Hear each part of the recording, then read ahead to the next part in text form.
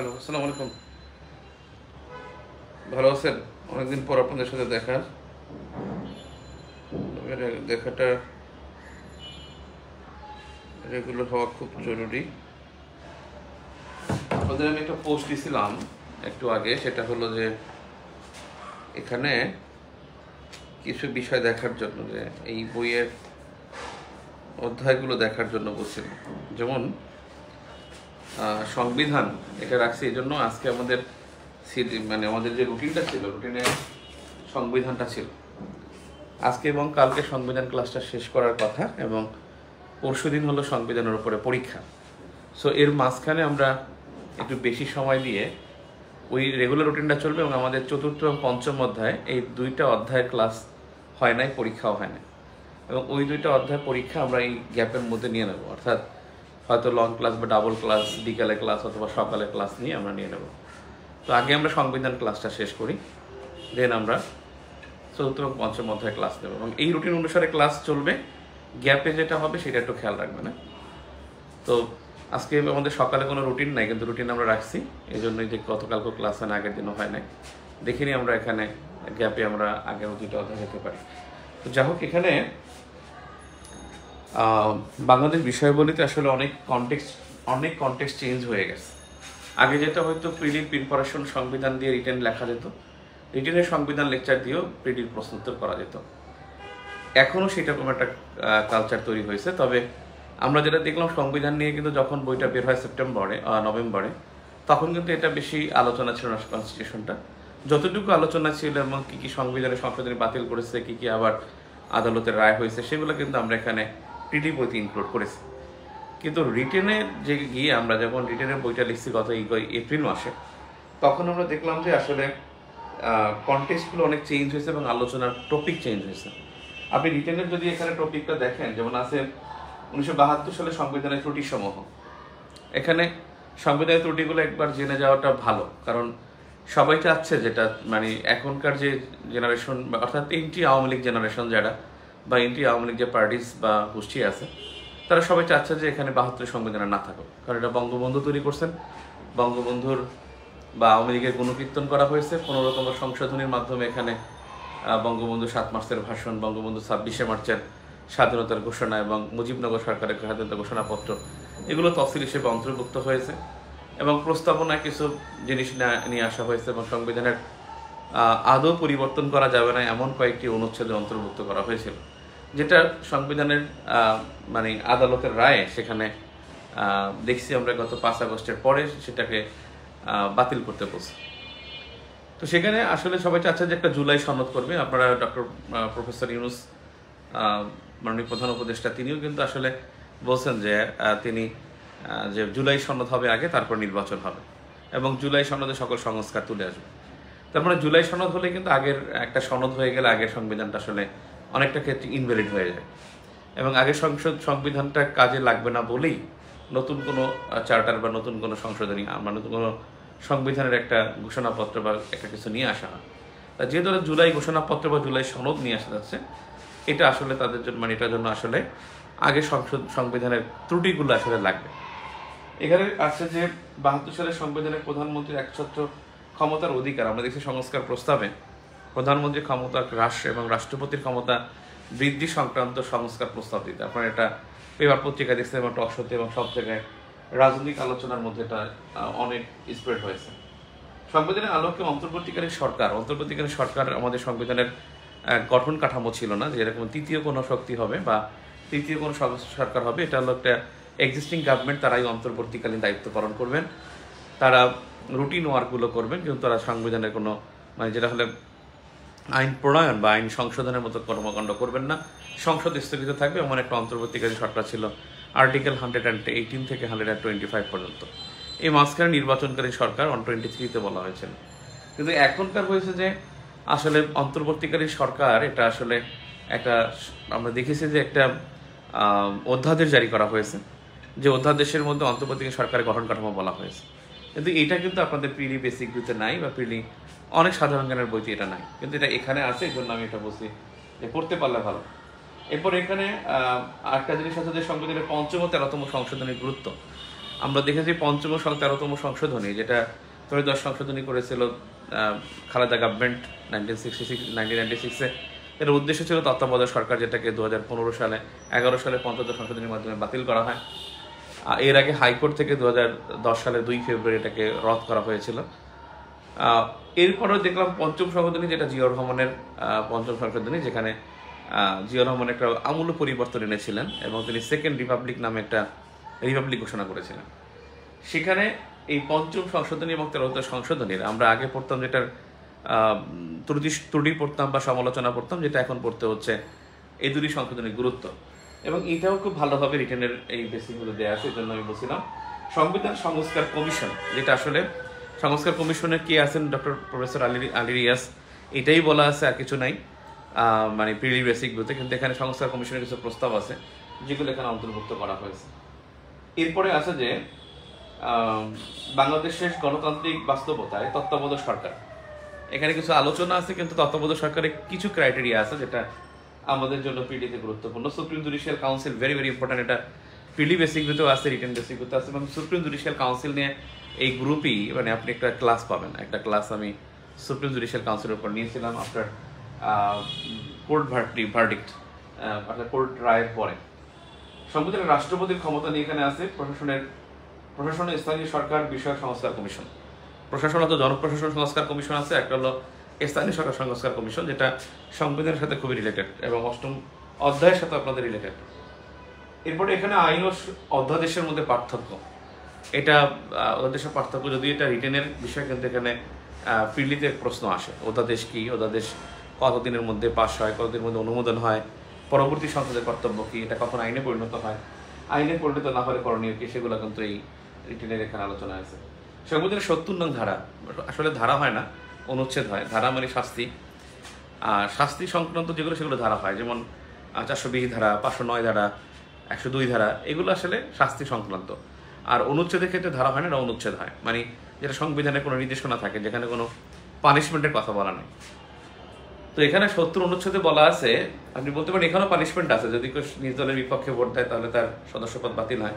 আসলে ওরকমের ফৌজদারি কোনো শাস্তি না, অর্থাৎ জেল না, জরিমানা না, অর্থাৎ তার পদ এখান থেকে খারিজ হয়ে যাবে।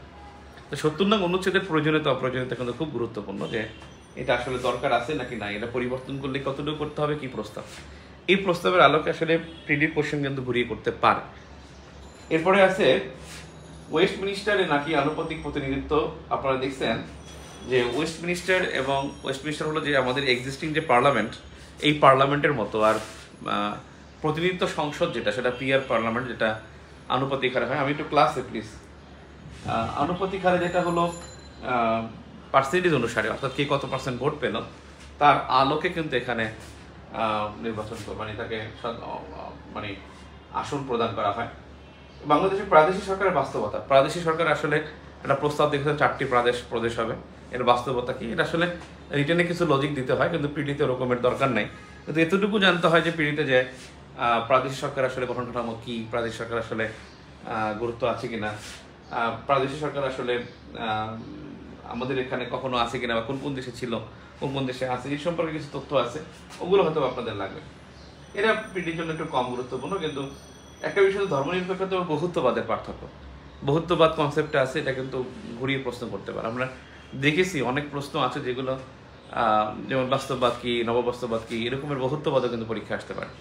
আমরা দেখেছি এরকম প্রশ্ন আসছে, উদারতাবাদ থেকে প্রশ্ন আসছে, বাস্তববাদ থেকে প্রশ্ন আসছে। তারপরে আমরা দেখেছি যে জিরো সাম গেম আসছিল। সো এটাও কিন্তু বহুত্ববাদ থেকে প্রশ্ন করতে পারে। এরপরে এখানে আছে যে স্থানীয় সরকার গঠন,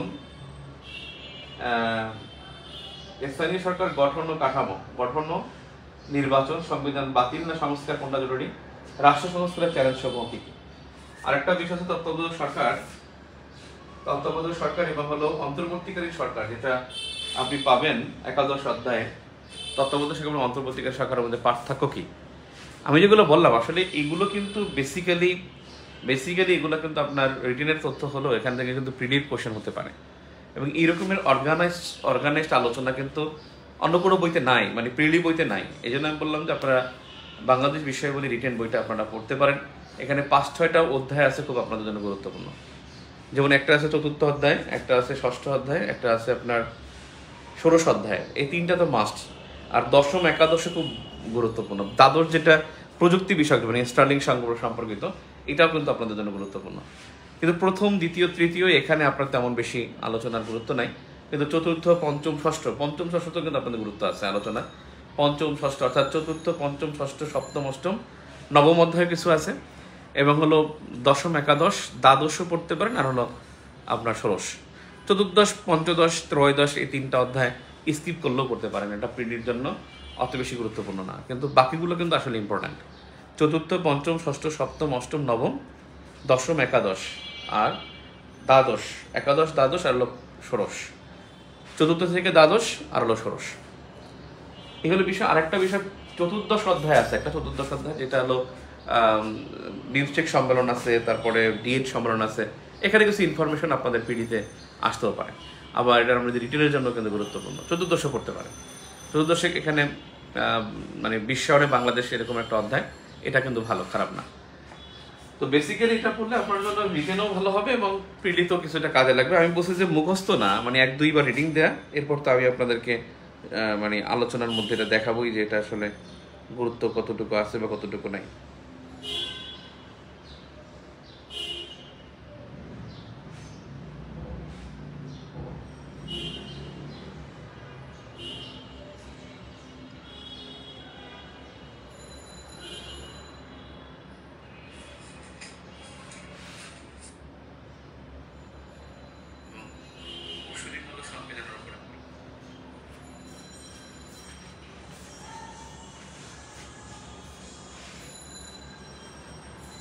ওকে,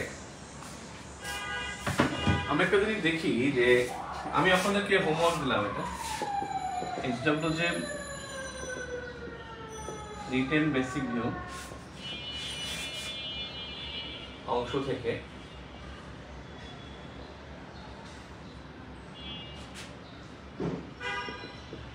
সংবিধান চ্যাপ্টারটা রিডিং, এটা রিডিং দিবেন। আর সংবিধান থেকে আসলে কোয়েশ্চেন আসছে কিনা, আসলে এখান থেকে 3টা প্রশ্ন আসার কথা, 3টা প্রশ্ন আসার কথা, এবং প্রায় প্রতিবারই এখান থেকে প্রশ্ন আসছে পিডিতে। মানে এখান থেকে মিস নাই, এমন কোনো নাই যেখান থেকে মানে আসবে ইনশাআল্লাহ, এই অধ্যায় থেকে প্রশ্ন আসবে। এখন বিষয়টা আসলে এই পিডির জন্য আমাদের এক্সিস্টিং যে কনস্টিটিউশন আছে, এখানে আসলে গুরুত্বটা কোন জায়গায় এক্সিস্টিং। আমরা তো দেখতেছি মানে আপনারা এমন একটা গ্যারাকুলের মধ্যে পড়ছেন, একটা গ্যারাকুলাম নিয়ে এমন একটা টাইমে পড়ছেন, প্রশ্ন কেমন হবে ইউ নেভার নো এবং উই নেভার নো, আমরা কেউ জানি না যে কেমন প্রশ্ন হবে, কোন হাত প্রশ্ন করবে, কাঁচা হাত প্রশ্ন করবে না অভিজ্ঞ হাত প্রশ্ন করবে, নাকি আসলে কোনো একগুয়ে কেউ প্রশ্ন করবে, নাকি জাস্ট মানে পলিটিক্যাল যে কালচার বর্তমান এই সিনারি অনুসারে প্রশ্ন করবে, কেউ আমরা জানি না আসলে কোনটা হবে। আমাদের এই জন্য কিন্তু মানে মাল্টিটাস্কে আমাদের প্রিপারেশন নিতে হচ্ছে, এটা ট্রু। এখন একটা বিষয় হলো যে মানে এক্সিস্টিং কনস্টিটিউশন আসলে থাকবে কিনা, এটা একটা ফ্যাক্ট। এখন যদি সে প্রশ্ন করলো, ধরেন প্রশ্ন জমা দিল জুনে, এবং সে নিজেও কিন্তু জুনের সময় জুনে প্রশ্ন করলো, সে এটাও সে বলতে পারে যে জুলাইতে হয়তো বা জুলাই সনদ হতে পারে তার মাথায়। এখন আপনি এমন একটা সময় পরীক্ষা দিচ্ছেন, আগস্টের 8 তারিখে পরীক্ষা দিচ্ছেন, কিন্তু 5 আগস্টে দেখা গেল যে একটা জুলাই সনদ হয়ে গেল। বলা তো জানে ওর ডেটটাকে ফিক্স করার জন্য তারা, বা ডেটটাকে রাখার জন্য, যেটা সংবিধান আমরা দেখছি আগে 1972 সালের 71 সালে 16 ডিসেম্বর স্বাধীন হয়েছে, সংবিধান কার্যকর 1972 সালে 16 ডিসেম্বর হয়েছে। মানে ওইসব কালচার অনুসারে কিন্তু দেখা গেছে 5 আগস্টই আপনার নতুন কনস্টিটিউশন হলো। তখন কি হবে? তখন আসলে প্রশ্ন থাকবে না। এখন যে প্রশ্ন করবে তার মাথায় এটা আছে যে 5 August something can be happening, এবং সে ওই অনুসারে কিন্তু কোয়েশ্চেন করতে পারে। সেজন্য আসলে আমাদের আসলে সতর্ক থাকা উচিত যে এক্সিস্টিং পড়বো নাকি আমরা এটা পড়বো, মানে এক্সিস্টিং পড়বো না নিউ পড়বো। তাহলে এক্সিস্টিং এর মধ্যে কোনগুলো আমাদের গুরুত্ব দেওয়া উচিত সেটার উপর আগে ফোকাস করা জরুরি, দেন অন্যটা। এখন দেখেন এক্সিস্টিং যে কনস্টিটিউশন আছে, এখানে প্রথমত যে প্রস্তাবনা, সংবিধানের প্রস্তাবনা, এই প্রস্তাবনা যেটা ছিল যে 72 সালে যে বিসমিল্লাহির রহমানির রহিম ছিল, এবং বিসমিল্লাহির রহমানির ছিল না, সেটা যে মানে মহান সৃষ্টিকর্তা আল্লাহর নামে শুরু, মহান সৃষ্টিকর্তা আল্লাহর নামে শুরু, এটা ছিল 1972 সালের সংবিধানে। এখন মহান সৃষ্টিকর্তা আল্লাহর নামে শুরু এই কথাটাকে আসলে মানতে পারে না। মহান সৃষ্টিকর্তার নামে শুরু বা আল্লাহর নামে শুরু অবলিক দেওয়া ছিল, আল্লাহর নামে শুরু অবলিক মহান সৃষ্টিকর্তার নামে শুরু। এইটাকে আসলে কি করছে 77 সালে জিয়াউর রহমান যিনি আসছেন তখন তিনি সেকেন্ড রিপাবলিকের যখন ঘোষণা করছেন তখন তিনি বলছেন যে আসলে এখানে বিসমিল্লাহির রহমানির রহিম হবে। এরপরে পঞ্চম সংশোধনীতে 1979 সালে এটাকে অন্তর্ভুক্ত করা হয় যে এটা হলো যে বিসমিল্লাহির রহমানির রহিম এটাই থাকবে আর বাকি কিছু থাকবে না। মানে ওখানে ধর্ম নিরপেক্ষতার জন্য দুইটাই রাখা হয়েছিল যে আল্লাহর নামে শুরু, মহান আল্লাহর নামে শুরু এবং অবলিক সৃষ্টিকর্তার নামে শুরু। জিয়াউর রহমান কী করলেন, তিনি দেশের মুসলমান সংখ্যাগরিষ্ঠ মানুষের কথা চিন্তা করে লিখছেন যে বিসমিল্লাহির রহমানির রহিম, অর্থাৎ যিনি হিন্দু, বৌদ্ধ, খ্রিস্টান উপজাতি তাকেও বিসমিল্লাহ বলতে হবে। এই যে এইটা ছিল এবং এইটাকে আবার বাতিল করা হয়েছে, মানে পঞ্চম সংশোধনীকে বাতিল করা হয়েছে 2010 সালে। 10 সালে 2 ফেব্রুয়ারি যখন বাতিল করা হয় তখন কিন্তু আবার 11 সালে যখন 3 জুলাই পঞ্চদশ সংশোধনী হয় তখন এটাকে আবার এই বিসমিল্লাহ অন্তর্ভুক্ত থাকে, প্লাস ওই দুটাও থাকে। আর বিসমিল্লাহির রহমানির রহিম অবলিক আল্লাহর নামে শুরু, মহান সৃষ্টিকর্তা আল্লাহর নামে শুরু। এই যে প্রস্তাবনা, এইটা কিন্তু আসলে এই যে চেঞ্জটা, এই চেঞ্জটার ইতিহাসটা আপনাকে জানতে হবে। তারপরে এখানে প্রস্তাবনাটা খুব ভেরি ভেরি ইম্পর্টেন্ট। এই প্রস্তাবনা 72 সালে কি ছিল, 1972 সালে কি ছিল, জিয়া গভর্নমেন্ট কি করেছিল, তারপরে চেঞ্জ কি হয়েছিল, আর এখন কি হবে, এই ফ্যাক্টর। নাম্বার 2 যেটা প্রস্তাবনার পরে যেটা দরকার সেটা হলো আপনার মূলনীতি। সংবিধানের মূলনীতি যে 72 সালে মূলনীতি ছিল 4টা, একেবারে এখন যেটা মানে 15তম সংশোধনী পর্যন্ত আপনারা যেটা দেখছেন এই 4টাই ছিল, অর্থাৎ সমাজতন্ত্র, গণতন্ত্র, ধর্মনিরপেক্ষতা এবং জাতীয়তাবাদ। এখন এই যে 4টা ছিল, এই 4টার মধ্যে আসলে এই 4টাই কিন্তু 1949 সালে যখন আওয়ামী লীগ প্রতিষ্ঠিত হয়, এই আওয়ামী লীগের মূলনীতি ছিল 4টা। এখন এই 4টাই আবার সংবিধানের মূলনীতি হয়। দেখবেন আওয়ামী লীগের পতাকা কিন্তু 4টি তারকা, ছাত্রলীগের 3টা স্টার, কিন্তু আওয়ামী লীগের পতাকা 4টা তারকা, বিএনপি পতাকা 4টা তারকা। আওয়ামী লীগের 4টা তারকা, সেখানে কিন্তু ওখানে ওই 4টা তারকা কিন্তু আওয়ামী লীগ প্রতিষ্ঠার সেই মানে যে মূলনীতি ছিল সেটা, ওইটাই সংবিধানের মূলনীতি হয়। ওই অনুসারেই কিন্তু আমাদের জাতীয় প্রতীক কিন্তু 4টা তারকা, জাতীয় প্রতীকে 4টি তারকা। ওই 4টি তারকা দ্বারা বোঝায় রাষ্ট্রের ঐক্য এবং উচ্চাকাঙ্ক্ষা। এবং এই 4টা তারকা কেন, ওই 4টি মূলনীতিকে বোঝানোর জন্য 4টি তারকা। কিন্তু 4টি তারকা দ্বারা কি বোঝায়, সম্মিলিতভাবে 4টি মূলনীতি বোঝাবে উচ্চাকাঙ্ক্ষা, রাষ্ট্রের উচ্চাকাঙ্ক্ষা। এই জন্য এই প্রশ্নটা অনেকে ভুল করে। আপনি দেখবেন বিগত প্রশ্নের ব্যাখ্যায় কিন্তু এটা আছে যে সংবিধানের জাতীয় প্রতীকে 4টি তারকা দ্বারা কি বোঝায়, সেটা হলো রাষ্ট্রের উচ্চাকাঙ্ক্ষা। রাষ্ট্রের 4টি মূলনীতি বোঝায় না, কিন্তু মূলনীতিকে মেনশন করে, যে 4টি মেনশন করে যে 4টি তারকা এই জন্যই যে আমাদের মূলনীতি 4টা। কিন্তু 4টি মূলনীতি আবার কি উপলব্ধি দেয় আমাদের, সেটা হলো উচ্চাকাঙ্ক্ষা। এই জন্য এটার উত্তর হয় উচ্চাকাঙ্ক্ষা। তো যাই হোক, এখানে মূলনীতি ফ্যাক্ট, কারণ 4টা যে মূলনীতি ছিল এটা আওয়ামী লীগের ব্যাকগ্রাউন্ডে ছিল, এবং বর্তমানে দেখছেন যে এনসিপি নেতৃবৃন্দ তারা বলছেন যে আওয়ামী লীগের মূলনীতি এটাকে সংবিধানের মূলনীতি করা যায় না, একটা দলের মূলনীতি হয় না। এটা আপনারা রিটেনের বেসিক ভিত্তি আপনারা আলোচনার মধ্যে, সংবিধান অধ্যায়ের মধ্যে পাবেন। এখন বিষয় হলো যে জিয়াউর রহমান কি করেছিলেন, তিনি এখানে দুইটা মূলনীতি বাদ দিয়েছিলেন, একটা জাতীয়তাবাদ, একটা ধর্মনিরপেক্ষতা। এই দুইটাকে বাদ দিয়েছিলেন এবং এই 12 নং অনুচ্ছেদ বাতিল ছিল, ধর্মনিরপেক্ষতা চ্যাপ্টারটা বাতিল ছিল এবং ইস্যুটা বাতিল ছিল এবং বিলুপ্ত ছিল, সংবিধান থেকে বিলুপ্ত ছিল। এবং হলো আপনার জাতীয়তাবাদ, বাঙালি জাতীয়তাবাদ, এটার পরিবর্তে বাংলাদেশি জাতীয়তাবাদ চালু করে। বাঙালি জায়গায় বাঙালি দেশি জাতীয়তাবাদ চালু করেছিল জিয়াউর রহমান। আর ধর্মনিরপেক্ষতা ও সমাজতন্ত্র এটা বাদ দিয়েছিল, ধর্মনিরপেক্ষতা বাদ দিয়েছিল এবং বাঙালি জাতীয়তাবাদের পরিবর্তে বাংলাদেশি জাতীয়তাবাদ চালু করেছিল। আর সমাজতন্ত্র বাদ দিয়েছিল, ধর্মনিরপেক্ষতা এবং সমাজতন্ত্র দুইটাই বাদ দিয়েছিল। আর একটা সংস্কার করে একটা থেকে যায়, অর্থাৎ গণতন্ত্র থেকে যায় বাঙালি জাতীয়তাবাদের পরিবর্তে। অর্থাৎ 1972 সালে যে মূলনীতি ছিল, এই মূলনীতি হলো 72 সালের মূলনীতি ছিল হলো গণতন্ত্র ও মানবাধিকার, সমাজতন্ত্র, জাতীয়তাবাদ, আর একটা হলো ধর্মনিরপেক্ষতা।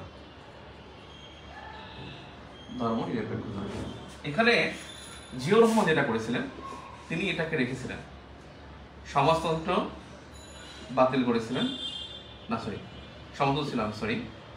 এখানে তিনি বাংলাদেশি জাতীয়তাবাদ চালু করেছিলেন, আর ধর্মনিরপেক্ষতা বাতিল করেছিলেন।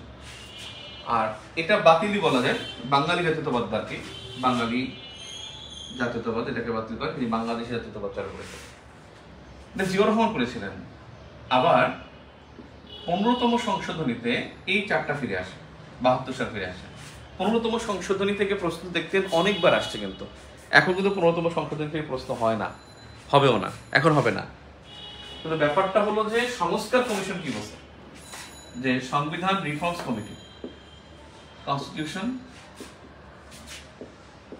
রিফর্মস কমিটি, রিফর্ম কমিটি, এই কমিটি বলছে কয়টা? এই কমিটি বলছে পাঁচটা মূলনীতির কথা বলছে। 1 নম্বরে বলছে যে গণতন্ত্র থাকবে, গণতন্ত্র থাকবে, সাম্য থাকবে, সামাজিক ন্যায় বিচার, মানবিক মর্যাদা, মানবিক মর্যাদা, আর একটা হলো বহুত্ববাদ।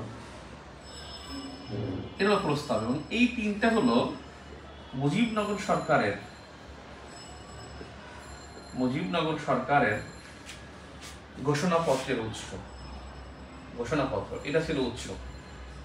অর্থাৎ সাম্য, সামাজিক ন্যায় বিচার ও মানবিক মর্যাদা, এই তিনটা হলো মুজিবনগর সরকারের ঘোষণাপত্রে, এটা ছিল উৎস। মুজিবনগর সরকারের ঘোষণাপত্র এটা ছিল উৎস। তার মানে এখন আসলে এই বহুত্ববাদ নিয়ে অনেকে কমপ্লেইন করছেন, যেমন নুরুল হক নূর, তিনি বহুত্ববাদ পরিবর্তন করতে বলছেন। এনসিপি তারা বলছেন বহুত্ববাদের সংজ্ঞা পরিবর্তন করতে। আর বিএনপি তারা বহুত্ববাদ নিয়ে আসলে মন্তব্য করে নাই, আমি দেখি নাই, করতে পারে হয়তো, বা আমি দেখি না তাদের যে সমাজের রিফর্ম কমিশনের সাথে যে বৈঠক ছিল সেটা নিয়ে, তা আমি দেখি না যে তাদের সাথে বৈঠক করতে। এরপরে হলো মূলনীতি নাম্বার 3 হলো তফসিল। এই তফসিল কিন্তু 1972 সালে ছিল 4টা, তারপরে জিয়াউর রহমান 1972 সালে ছিল 3টা তফসিল, ওখানে জিয়াউর রহমান একটা যুক্ত করেছিল। আবার তফসিল আওয়ামী লীগ সরকার 15তম সংশোধনীর মধ্যে আরো 3টা যোগ করেছিল, 7টা হয়েছিল। এবং এই তফসিল এটা কি থাকবে, এক সংস্কার কমিশন থেকে কোনো কিছু বলা হয়নি। তবে হাইকোর্টের একটা অর্ডার আছে, সেখানে বলছে যে 5ম, 6ষ্ঠ, 7ম এই 3টি তফসিল পরবর্তী সংসদ নির্ধারণ করবে। এই তফসিল সংক্রান্ত একটা ইস্যু আছে, তফসিলটাও দেখি আমরা। যে 1972 সালে সংশোধনী ছিল, মানে তফসিল ছিল সংবিধান, সেখানে তফসিল ছিল যে 1, 2, 3, 3টা ছিল না, 1, 2, 3, 4, 4টাই ছিল। তবে এখানে রাষ্ট্রপতি, ও উপরাষ্ট্রপতি নির্বাচন, এতটুকু অংশ মানে যুক্ত হয়, মানে যুক্ত না, যেটাকে বলে সংস্কার হয় 1900, জিয়া গভর্নমেন্ট, জিয়াউর রহমান দ্বিতীয় তফসিলের এই সংস্কার করেন। এখানে দ্বিতীয় তফসিলে আসলে মানে নির্বাচন সম্পর্কে বলা হয়েছে 72 সালে, আর জিয়াউর রহমান সরকার বলছে যে রাষ্ট্রপতি, উপরাষ্ট্রপতির কথা বলা হয়েছিল। এইটা এখন বর্তমানে অর্থাৎ 15তম সংশোধনী পর্যন্ত, 15th অ্যামেন্ডমেন্ট পর্যন্ত, এইটা বিলুপ্ত হয় 12th সংশোধনীতে, 12তম সংশোধনীতে বিলুপ্ত হয়। এই অংশটুকু বিলুপ্ত হয় 12তম সংশোধনীতে, যখন পার্লামেন্টারি গভর্নমেন্ট হয়। 12তম সংশোধনী যেটা 1991-এ হয়, এবং এটা ছিল বেসিক্যালি পার্লামেন্টারি গভর্নমেন্ট, সেখানে রাষ্ট্রপতি ও উপরাষ্ট্রপতি নির্বাচনের কথা এখানে বলা হয়নি। এখন এই তফসিলে যেটা 15তম সংশোধনীতে, 15th অ্যামেন্ডমেন্ট 2011, সেখানে 7টি করা হয়। 7টির মধ্যে যেটা হলো পঞ্চম, যেটা 7 মার্চের ভাষণ, ষষ্ঠ যেটা হলো 26 মার্চের বঙ্গবন্ধুর স্বাধীনতার ঘোষণা। পরীক্ষা আসবে না, কিন্তু লিখতে হবে। কেমন লিখতে হবে বলতেছি। সপ্তম হলো যে 10 এপ্রিলের স্বাধীনতার ঘোষণাপত্র, অর্থাৎ প্রোক্লেমেশন অফ ইন্ডিপেন্ডেন্স, স্বাধীনতার ঘোষণাপত্র। মনে রাখবেন এই স্বাধীনতা ঘোষণা হলো ডিক্লারেশন। 26 মার্চের বঙ্গবন্ধুর স্বাধীনতা ঘোষণা হলো ডিক্লারেশন অফ ইন্ডিপেন্ডেন্স। আর এটা হলো proclamation of independence, proclamation of independence. উপরেরটা হলো ডিক্লারেশন অফ ইন্ডিপেন্ডেন্স, পরেরটা হলো প্রোক্লেমেশন অফ ইন্ডিপেন্ডেন্স। এই তিনটি এর ব্যাপারে সিদ্ধান্ত নিবে পরবর্তী সংসদ বলে রায় দেয়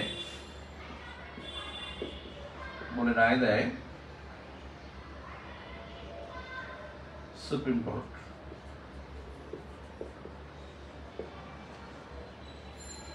এটা বলে রায় দেয় সুপ্রিম কোর্ট যে এই ব্যাপারে সিদ্ধান্ত নেবে পরবর্তী সংসদ। এই তফসিল, তাহলে মূল প্রস্তাবনা, মূলনীতি, তফসিল। এরপরে আপনার যেটা, আমি কিন্তু গুরুত্ব থেকে যাচ্ছি, আমি বডিতে যাচ্ছি না, মানে চেঞ্জ হচ্ছে সেটা। আমি আসলে এই প্রস্তাবনা সম্পর্কে বলি। ৭২ সংবিধান এখানে কি বলছে? ৭২ সংবিধানে বলছে যে মহান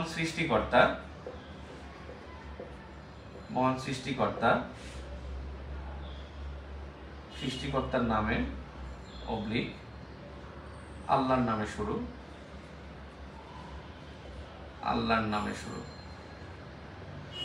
আর এইটা জিয়া গভর্নমেন্ট 1977-এ, আর সংশোধনী বললে পঞ্চম সংশোধনী হয়েছে 1979 সালে।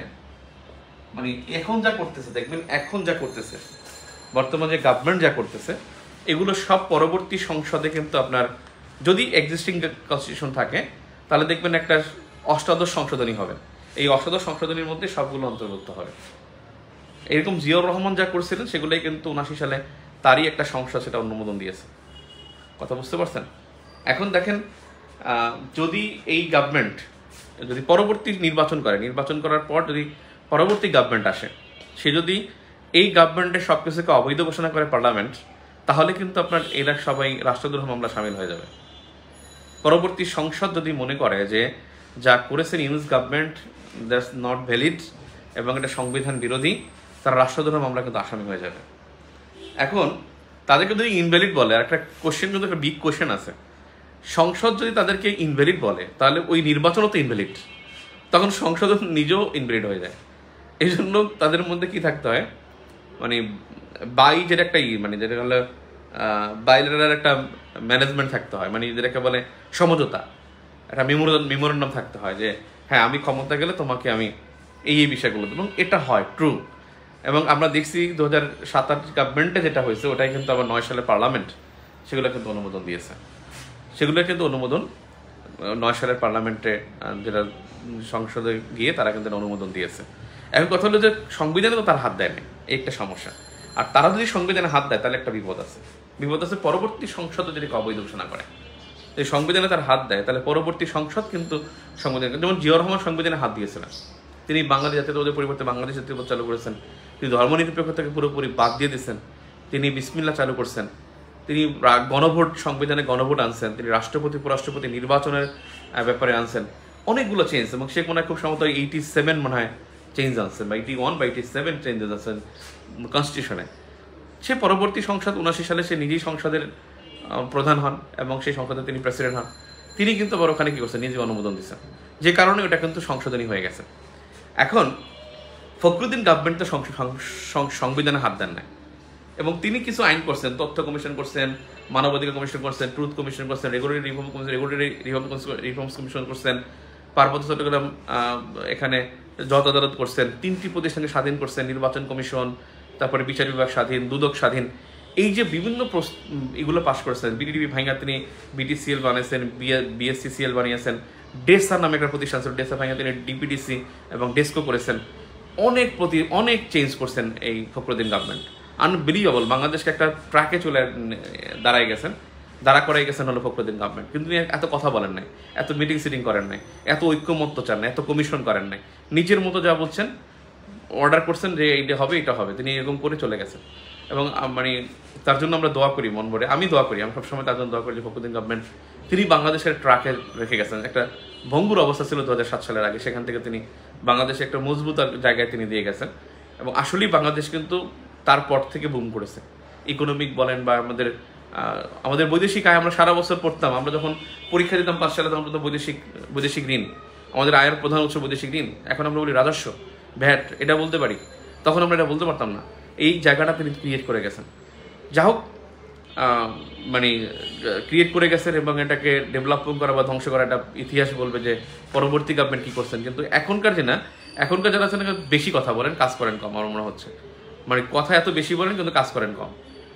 মানে একজন দেখা যায় যে তিনি ম্যাজিস্ট্রেসি পাওয়ার নিয়ে আছেন, অথচ কত যে মানে হচ্ছে, মানে এত বিশৃঙ্খলা, কিন্তু কোনো পানিশমেন্ট নাই, কোনো কিছু, মানে তার কোনো শৃঙ্খলা নাই, অথচ তারা কিন্তু শৃঙ্খলা প্রতিষ্ঠা। তা যাক, এখন কথা হচ্ছে বেশি, কথা কাজ হচ্ছে কম।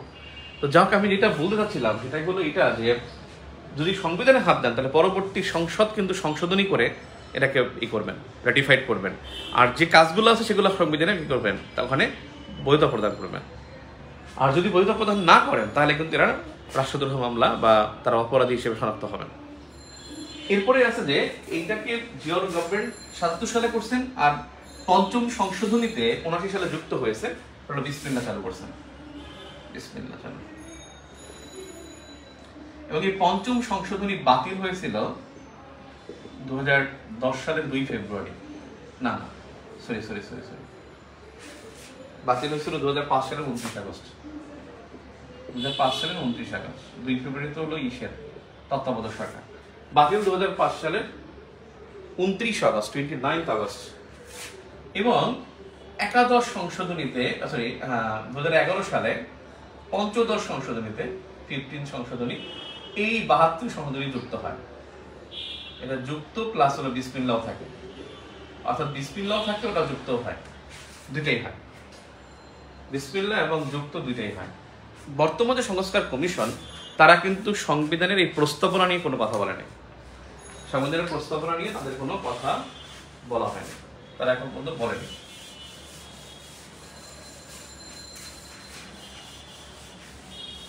তাহলে তিনটি যে বললাম, সাম্য, সামাজিক মর্যাদা, মানবিক মর্যাদা, সামাজিক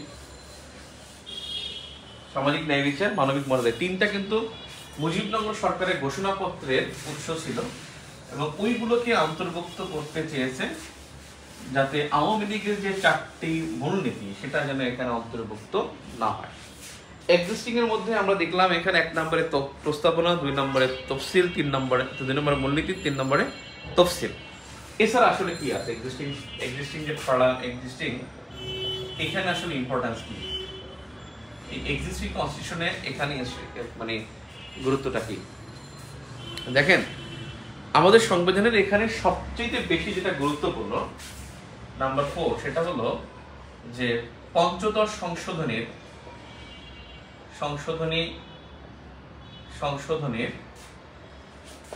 বিষয়ে কোর্টের বা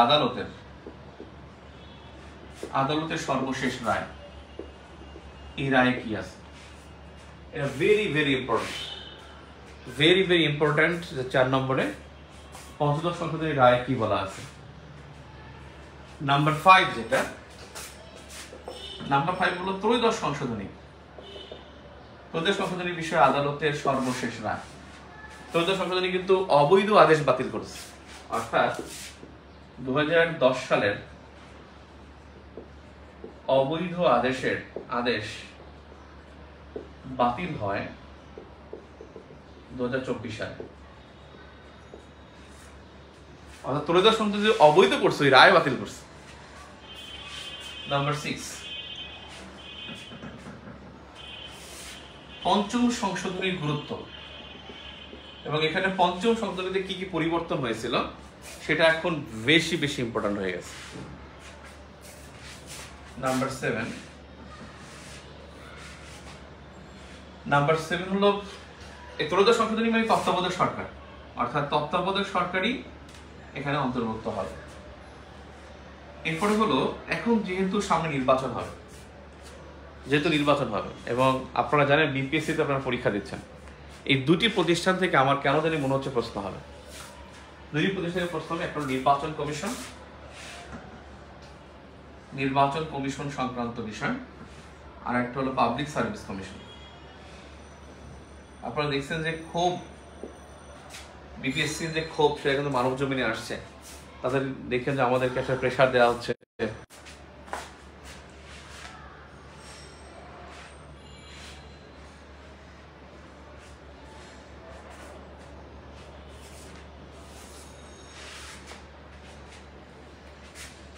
পাবলিক সার্ভিস কমিশন এবং নির্বাচন কমিশন এই দুইটার গুরুত্ব অনেক।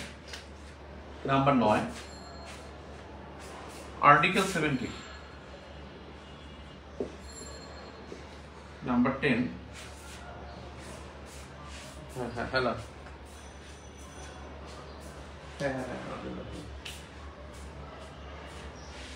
হ্যাঁ বলেন। হ্যাঁ হ্যাঁ হ্যাঁ আচ্ছা আচ্ছা আচ্ছা থ্যাংক ইউ। আমি কথা বলবো না, একটু ক্লাসে তো। নির্বাচন কমিশন, পাবলিক সার্ভিস কমিশন, আর একটা হলো 10 নম্বরে যেটা, সেটা হচ্ছে অন্তর্বর্তীকালীন সরকারের একটা অধ্যাদেশ। অন্তর্বর্তীকালীন সরকারের অধ্যাদেশ, সেটা দেখবেন রিটেন বেসিকগুলোতে খুব সুন্দর করে আছে। এই অধ্যাদেশটা very very important, very very important. এখন বিষয় হলো কি ভাই, মানে আপনি অবাক হবেন, সেটা হলো যে আগে যেটা আমরা পড়তাম, আমি যদি ধরেন 5 আগস্ট ঘটে নাই, তাহলে কি করতাম, তাহলে এক ধরনের সিনারি থাকতো। তখন কিন্তু আমি বলতাম একেবারে আর্টিকেল ধরে ধরে, সবার আগে বলতাম যে প্রথম অধ্যায়, দ্বিতীয় অধ্যায়, তৃতীয় অধ্যায় টানা মুখস্থ। এটা প্রথম টানা মুখস্থ, তৃতীয় অধ্যায় পর্যন্ত, অর্থাৎ মৌলিক অধিকার পর্যন্ত, 44 অনুচ্ছেদ পর্যন্ত টানা মুখস্থ। এখান থেকে আমি পড়াতাম, পরীক্ষা নিতাম, নিজে নিজে কুইজ দিতাম। এরপরে যেটা বলতাম আমি সংসদ পড়তে হবে 65 নং অনুচ্ছেদ। এর আগে বলতাম আমি 48 নং অনুচ্ছেদটা খুব ভালো করে পড়তে বলতাম, 47 পড়তে বলতাম, 47, 48 আপনারা একটু লিখতে পারেন, 47, 48, 59, 60, 61, 63, 60, 61, 63, 64, 64 ভেরি ভেরি ইম্পর্টেন্ট। তারপরে বলতাম 65 বলার পরে বলতাম 70, 72, 72 পর বলতাম 77, 77 পর বলতাম 80, 80 পরে বলতাম 81, 84, 81 বলতাম, 84 বলতাম। তারপরে বলতাম আমি 94, 95, 93, 94, 95, 102, 108, 108। এবার বলবো আমি 106, এবার বলবো আমি 106, 106 লেখেন, 106, 108। তারপরে বলতাম আমি 117, 118।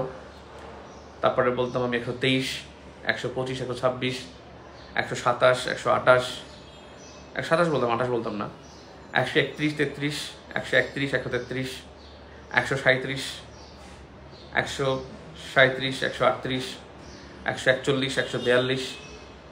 তারপরে বলতাম 144, 145, 145। তারপরে বলতাম 153, 150, 153, 150, 153। এই কটা আমি বলতাম, আমি লিখছি 150, 153, এই কটা আমি বলতাম। মানে এখান থেকে আপনাকে যেটা যেটা বাদ দিতে হবে আর যেটা যেটা পড়তে হবে। আমি যে এই সিরিয়ালটা বললাম, এই সিরিয়ালটার মধ্যে থেকে আপনি বাদ দেন, 47 বাদ দিয়ে দেন, 47 এখন আর দরকার নেই। আপনি 47 বাদ দিবেন, তাহলে এখানে যুক্ত করতে হবে না, যুক্ত করেন 55, 56। এখানে 55, 56 যুক্ত করেন, করছেন? আচ্ছা, 55, 56 যুক্ত করছেন। এরপর আমি বলছিলাম ওখানে 65 কথা, 65টা থাকুক, 65 থাকুক, কিন্তু এটা চেঞ্জ হবে। 65 থাকুক, এখানে 65টা চেঞ্জ হবে, মানে সংস্কার কমিশন। এবং এখান থেকে প্রশ্ন আসবে যে সংসদ প্রতিষ্ঠা, শুধু শিরোনামটা বলেন, সংসদ প্রতিষ্ঠা। এখানে মানে এমপি হওয়ার যোগ্যতা 2টা, 166-তে আছে, 166-তে ঘতে আছে যে 166-তে আছে যে 166-তে আছে যে 166-তে আছে যে মানে 166 না, শুধু 66 যে আছে যে মানে এমপি হওয়ার অযোগ্যতা, 6টা অযোগ্যতা, 6টা মানে 7টা, 6টা বা 6টা অযোগ্যতা, 6টা অযোগ্যতা।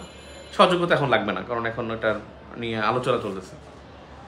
এখন এখান থেকে বাদ দেওয়ার মতো, আমি যেগুলো বলছি সেগুলো থেকে বাদ দেওয়ার মতো 65 পর্যন্ত আসি। এখানে 65 না পড়লেও চলবে, বাকিগুলো পড়বেন। তবে যেটা হয়েছে যে এই সময়ে আমরা দেখছি একটা 16 অনুচ্ছেদ নিয়েও কিন্তু আলোচনা হয়েছে। 16 অনুচ্ছেদও কিন্তু হাইকোর্টে রিট হয়েছে। আপনারা দেখছেন যে এনসিপির যে মাজহারুল ইসলাম শাহিন ভাই, আমাদের পাশের গ্রামের বাড়ি, ঢাকা বিশ্ববিদ্যালয় শিবিরের সভাপতি ছিল, এখন এনসিপির যুগ্ম সচিব, ওই ভাই কিন্তু রিট করছে। আর এখানে তার বিপক্ষে যে আইনজীবী ছিল সে ছিল কিন্তু শিশির মনির। আর উনি তখন সব অ্যাটর্নি জেনারেল শাহিন ভাই, মানে এক সহকারী অ্যাটর্নি জেনারেল সরকারের পক্ষ থেকে মামলা করছে। শিশির মনির হলো ঢাকা বিশ্ববিদ্যালয় শিবিরের সাবেক সভাপতি, মানে তার আগের সভাপতি, এবং সে ছিল আইনজীবী আর সে ছিল সরকার পক্ষের আইনজীবী। এখন 16 অনুচ্ছেদ নিয়ে এখানে আলোচনা হয়েছে। তা এর মানে এখানে একটা বিষয়, এই সংবিধানের এক্সিস্টিং কনস্টিটিউশন পড়তে গেলে যেটা আমি দেখলাম, আমার যে মাথায় যে আসছে যে 47টা বাদ দেওয়া যাবে, কিন্তু যেগুলো অ্যাবনর্মাল আগে পড়ি নাই এগুলো এখন দরকার। তার মানে 87ও কিন্তু আমরা আগে পড়ছি, এখানে 87 থেকে 116 পর্যন্ত এই জায়গায় কি কি আছে, কিছু লুপস আছে এখানে, এইটা আমার মনে হচ্ছে ভেরি ভেরি ইম্পর্টেন্ট। 106 লিখছি, এটা নিয়ে মানে চিফ জাস্টিসের কাছে লিখছেন রাষ্ট্রপতি যে আপনি এই সরকারের গঠন সম্পর্কে বলুন, মতামত চেয়েছেন। এই মতামত 106, তারপরে দেশের মতামত চাওয়ার পরে কিন্তু হাসান আবদুল্লাহ কিন্তু ঘেরাও করছিল কোর্ট, আপনাদের মনে আছে কিনা, 6 বা 7 আগস্ট। এরপরে 116 অনুচ্ছেদে এখানে কিন্তু এই বিচারকদের পেশন এগুলো নিয়ে বলছিল, সেখানে 116 কিন্তু রিট হয়েছে। এই মধ্যে যা আছে এই আদালত কেন্দ্রিক যা আছে সেগুলো কিন্তু এখানে খুবই খুবই গুরুত্বপূর্ণ এখানে। এবং এই 87 তো এটা আইন বিভাগের মধ্যে না, এই আইন বিভাগের মধ্যে 93 পর্যন্তই আইন বিভাগের মধ্যে, 94 থেকে হলো বিচার বিভাগ, 94 থেকে 116 হলো বিচার বিভাগ। কিন্তু বিচার বিভাগের মধ্যে থাকুক 94 থেকে পড়ার ভিতরে আগের গুলাও লাগবে। এই জন্য বললাম যে আমরা পড়ার আগে এই কয়েকটা বিষয় বেশি গুরুত্বপূর্ণ। আর এই যে মানবাধিকার নিয়ে, মৌলিক অধিকার, মানবাধিকার, তারপর হলো আপনার রাষ্ট্র পরিচালনার মূলনীতি, যেটা 2য় অধ্যায় 2য় ভাগে, তারপর 1ম ভাগে যে আছে যে প্রজাতন্ত্র, এই প্রজাতন্ত্র রাষ্ট্র পরিচালনার মূলনীতি, তারপর 3য় ভাগে আছে আপনার মানবাধিকার, মৌলিক অধিকার, এইসব বিষয় কিন্তু চেঞ্জ আসবে, এইসব বিষয় চেঞ্জ হওয়ার সম্ভাবনা আছে। তার মানে আমরা 11 নম্বরে যেটা ধরলাম এইটা পড়ব 11 নম্বরে, অর্থাৎ 87 থেকে 116 অনুচ্ছেদ পর্যন্ত যা আছে এটা আগে দেখব। এরপরে আমরা দেখব হলো ওই যে অনুচ্ছেদের কথা, যেসব অনুচ্ছেদের তালিকা বললাম, যেসব অনুচ্ছেদ আমি একটু আগে বললাম, সেই অনুচ্ছেদগুলো আগে পড়ব। অর্থাৎ 1ম, 2য়, 3য় অধ্যায় সব, 3য় ভাগ 48 অনুচ্ছেদ পড়ব। 55, 56 বলছিলাম যে এখন এটা 47-এর পরিবর্তে 55, 56 আমরা পড়ব। 57, 58 পড়তে হবে, একেবারে 58, 59 সব লাগবে। এখানে যেসব অনুচ্ছেদ মানে 48 থেকে